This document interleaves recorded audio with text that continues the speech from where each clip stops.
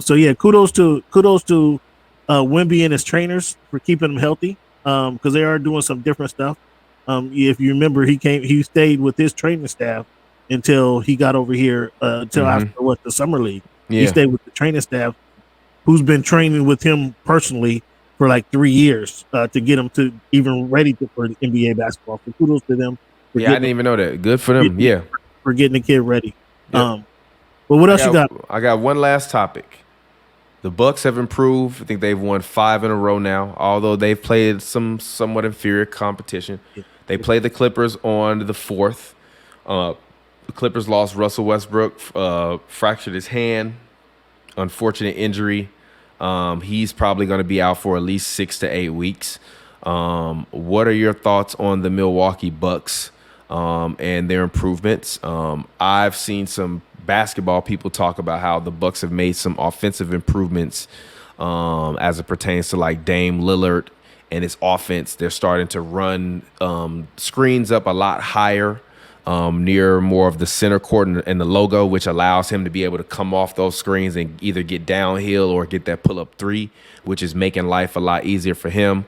Obviously, you have Patrick Beverley there being the defensive pest that he is. He scored 14 points in the fourth quarter the other day versus the Bulls, and the Bucks win, in which Giannis, I think, had 46 points and 16 rebounds. He had like 23 and 8 and something like that in the first half.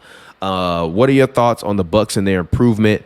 Do you think that Doc has finally figured it out? And what do you think is their ceiling? I'm very curious because I know that we've talked about Doc and ad nauseum since he was coaching the Clippers. What do you think about what they're doing right now, and can they improve it?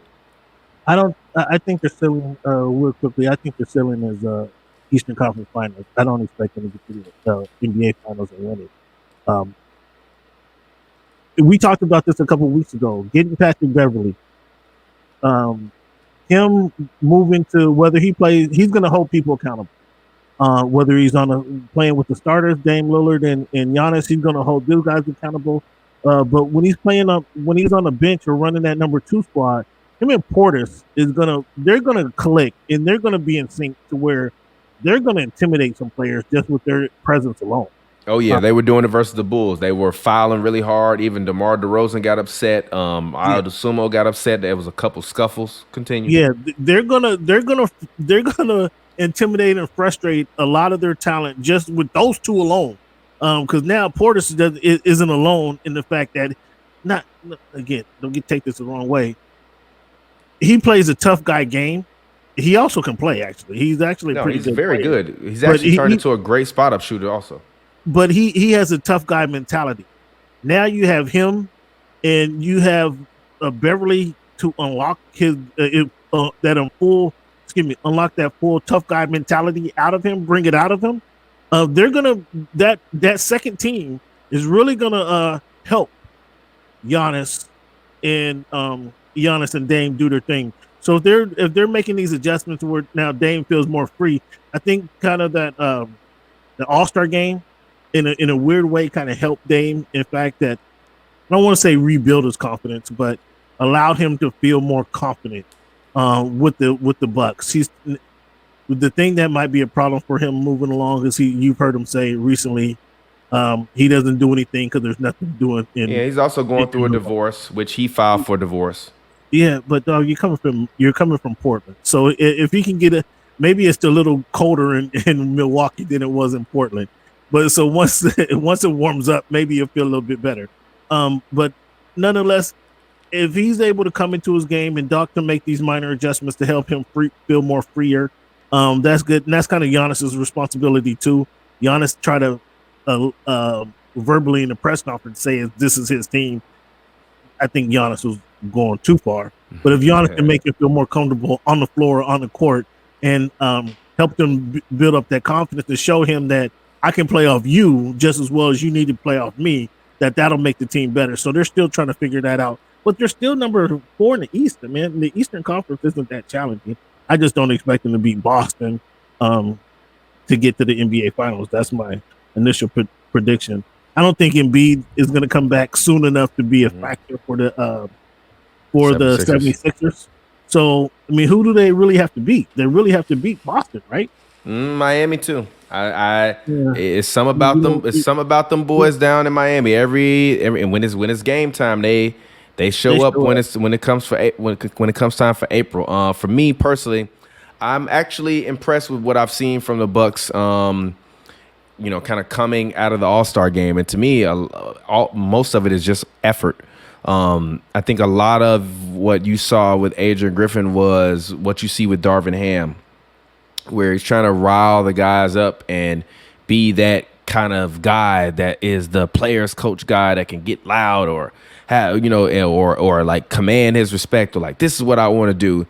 And I've seen reports that LeBron will change plays that Darvin Ham drew up, leaving the huddle, like, nah, fuck that, and do something completely different. So when I look at the Milwaukee Bucks, I think, Doc brings that presence that you need. But also what I think that they were really missing was a passion leader. Bobby Portis is a physicality leader, but he's not a passion leader. And when I say a passion leader, I mean a passion leader as in, like, all right, I got to stop. All right, cool, let's get another one. You got to stop. Oh, okay, cool, let's go. Oh, Giannis, yo, hey, like that kind of thing. And I think that they were missing that kind of voice before. I think a lot of people don't really take into account what it is that Patrick Beverley is able to do. And I think that what he does is really bring the team together. And a lot of people forget Pat Bev was averaging 30 points a game when he was in high school. So he's not a guy that never was able to put the ball in the bucket. He's just, developed his own specialty in the league as a defender and a shit talker. And the Bucks didn't have that energy. And I think now for the first time, probably since they won a championship, they have someone in the locker room that is not afraid to get in anybody's face and call them out in regards to their effort, more so than it is like, oh, you had a bad game. It's like, oh, you had a bad game, but you wasn't even rebounding, or you didn't go over that screen hard enough. Dame, you need to go over that, like, Dame, you should hit that screen harder. Someone like Draymond, when you see Draymond during, the mic'd up sessions where he's pulling the young guys to the side and like, yo, you should have iced, or you should have hedged that a little bit harder. Or you see Jalen Brunson going to the middle of the floor, take 2 steps up because we behind you in the lane. He not going to drive. He going to, like, that kind of thing.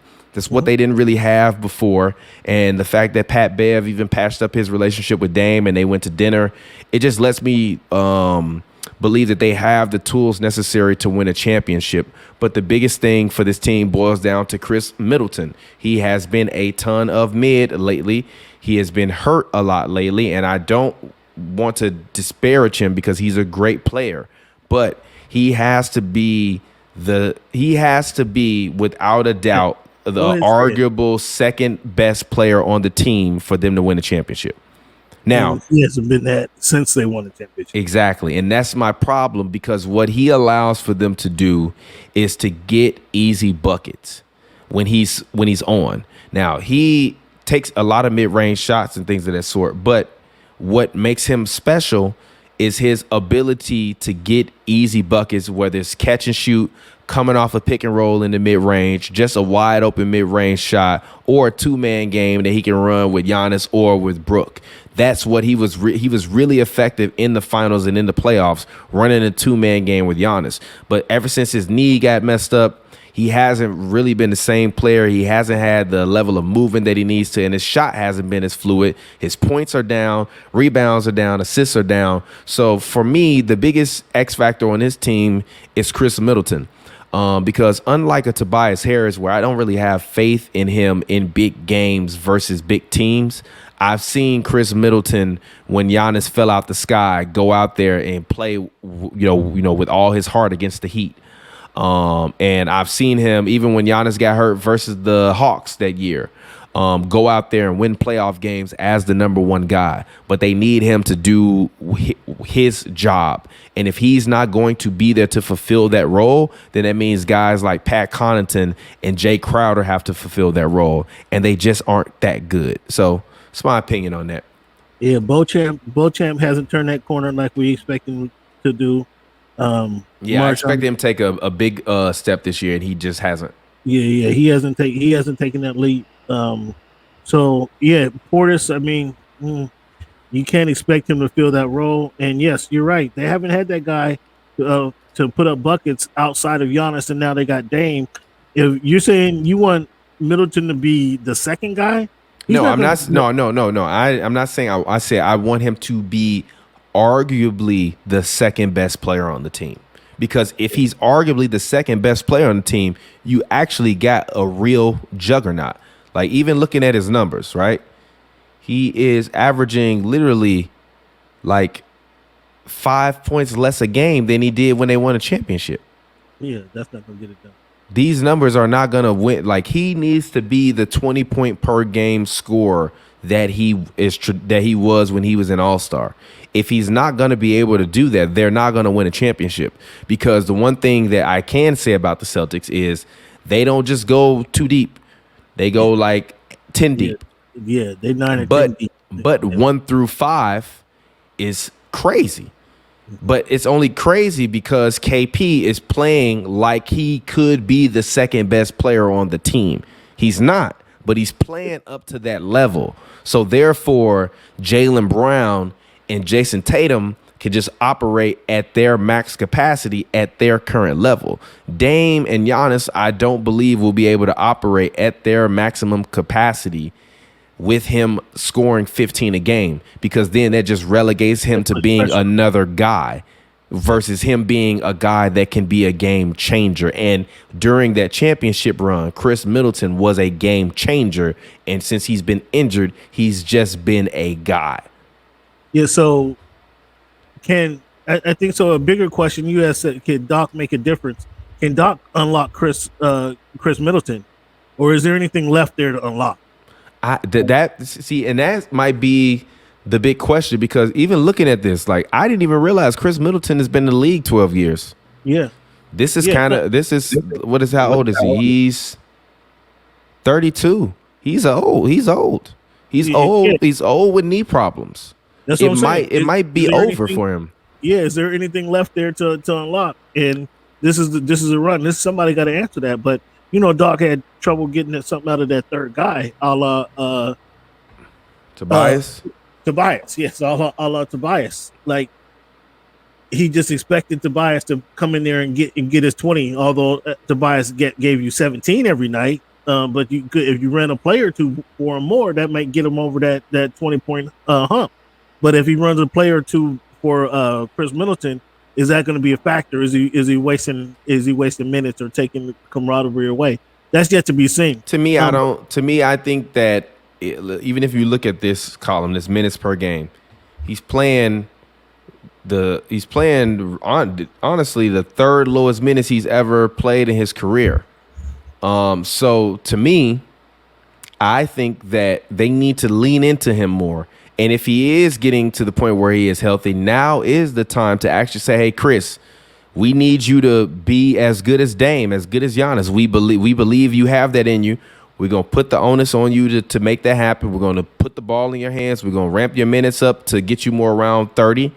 And let's try to go out and actually like win this, and you still be the guy and as valuable as you were when we won that championship, because this team only goes as far as Chris Middleton will allow them to go, because in the playoffs, what they're going to do is they're going to trap Dame a lot. They're going to send a lot of doubles. It's going to be a lot of screens where the big guy is going to rotate late on purpose, so that way they can try to force Giannis to make baskets in the post.